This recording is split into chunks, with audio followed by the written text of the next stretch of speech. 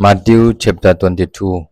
Once more, Jesus spoke to them in, a, in parables, saying, "The kingdom of heaven may be compared to a king who gave a wedding banquet for his son. He sent his slaves to call those who had been invited to the wedding banquet, but they would not come. Again he sent other slaves, saying, 'Tell those who have been invited, look, I have prepared my dinner, my oxen and my fat calves have been slaughtered, and everything is ready. Come to the wedding banquet.' But they make light of it and went away, one to his farm, another to his business, where the rest his slaves mistreated them and killed them. The king was enraged. He sent his troops, destroyed those murderers, and burned their city. Then he said to his slaves, 'The wedding is ready, but those invited who are not worthy. Go, therefore, into the main streets and invite everyone you find to the wedding banquet.' Those slaves went out into the streets and gathered all whom they found, both good and bad. So the wedding hall was filled with guests. But when the king came in to see the guests, he noticed a man there who was not wearing a wedding robe. And he said to him, 'Friend, how did you get in here without a wedding robe?' And he was speechless. Then the king said to the attendants, 'Bind him hand and foot, and throw him into the outer darkness, where there will be weeping and gnashing of teeth.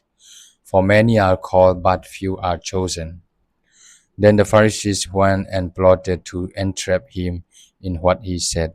So they sent their disciples to him, along with the Herodians, saying, 'Teacher, we know that you are sincere, and teach the way of God in accordance with truth, and show difference to no one, for you do not regard people with partiality. Tell us then what you think. Is it lawful to pay taxes to the emperor or not?' But Jesus, aware of their malice, said, 'Why are you putting me to the test, you hypocrites? Show me the coin used for the tax.' And they brought him a denarius. Then he said to them, 'Whose head is this, and whose title?' They answered, 'The emperor's.' Then he said to them, 'Give therefore to the emperor the things that are the emperor's, and to God the things that are God's.' When they heard this, they were amazed, and they left him and went away. The same day some Sadducees came to him, saying, 'There is no resurrection.' And they asked him a question, saying, 'Teacher, Moses said, if a man dies childless, his brother shall marry the widow, and raise up children for his brother. Now there were 7 brothers among us. The first married and died childless, leaving the widow to his brother. The second did the same. So also the third down to the 7th. Last of all, the woman herself died.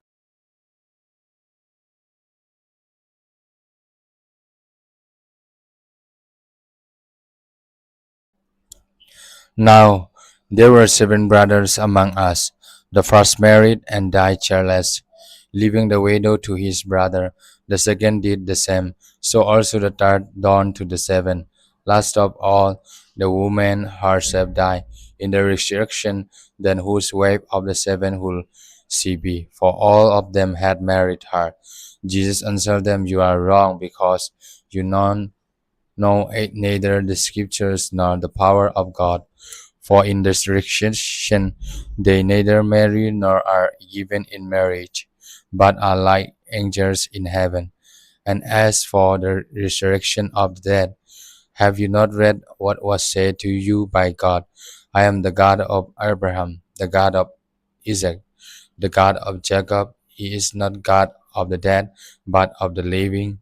And when the crowd heard it, they were astounded at his teaching. When the Pharisees heard that he had silenced the Sadducees, they gathered together and One of them, a lawyer, asked him a question to test him. Teacher, which commandment in the law is the greatest? He said to him, You shall love the Lord your God with all your heart, and with all your soul, and with all your mind.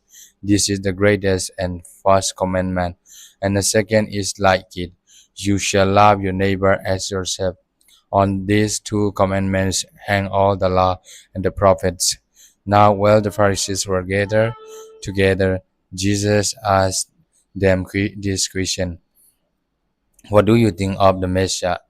Whose son is he? They said to him, The son of David. He said to them, How is it then that David by the Spirit calls him Lord, saying, The Lord said to my Lord, Sit at my right hand until I put your enemies under your feet. If David thus calls him Lord, how can he be his son? No one was able to give him an answer, nor from that day did anyone dare to ask him any more questions.